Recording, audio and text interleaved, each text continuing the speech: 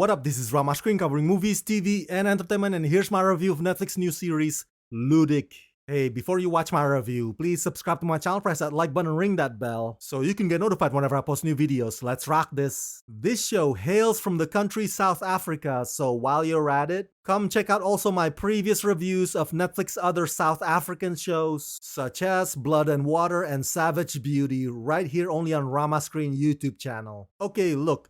Some shows out there mean well, but there's only so much they can pull off production-wise. And in the case of Ludik, to me, this is not really a crime thriller. I see it more as a crime soap opera. The drama can get a bit overblown at times, but South African legend Arnold Vosloo exudes that tough love patriarchal attitude effortlessly. But to describe his character as Tony Soprano's light would not be accurate, because Don Ludik drops the ball one too many times. Now, if you've seen as many Netflix South African shows as I have, then you've grown accustomed to their mixed languages of Afrikaans and English. But the problem I have with Ludik is that they hit the brakes more than they hit the gas pedal. By that I mean, for somebody who's supposed to be under a lot of pressure, the lead character Don Ludik seems to have too much room to breathe. So overall, did I enjoy this new show? Not quite. In Ludik, Arnold Vosloo stars as Don Ludik, who comes from nothing and has built his own kingdom.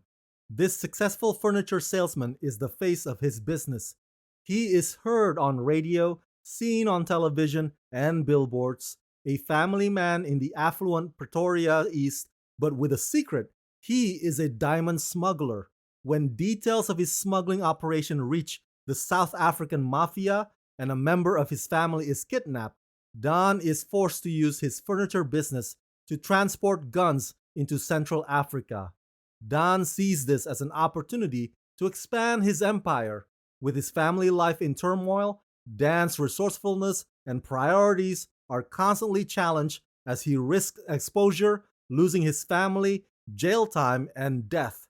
As he struggles to keep his personal relationships and business intact, he has to rely on both old and new allies to prevail. There are a total of 6 episodes in this first season. Netflix has asked me to not spill spoilers, therefore this review is spoiler-free. I repeat, there are no spoilers in this video review. The runtime for each episode varies. Some of them are an hour plus, while others are under an hour, and the pacing is not consistent, which is among my criticism of this show. I can look past some of the scenes that are not so well staged, but there are times when the story kinda drags out and derails, and I find myself asking, why are we focusing on this instead of picking up where we left off? So it's a bit frustrating, or it's a bit of a struggle to keep pulling the episodes back on track. Now, the context of Don Ludik's childhood definitely shapes or helps us understand why and how he got to be the hard-shell man that he is in the present day. And the writers-showrunners have unflattering views about religion, because there's hardly anything remotely close to compassion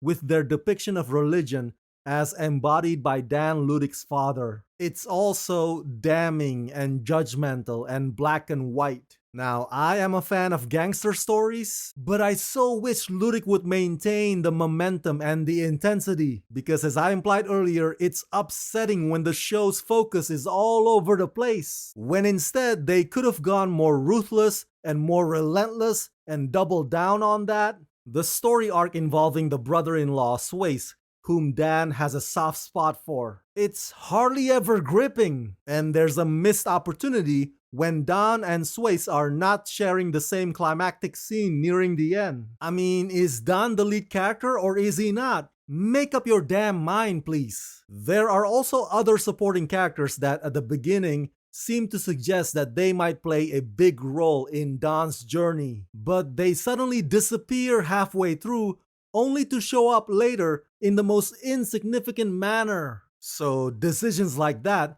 are exactly why I cannot fully recommend this show. On top of which, Ludik is often slow and not in a good way, and the threat or the danger is not always ever present. This show has so much potential, but it keeps shooting itself in the foot. Ludik is its own worst enemy.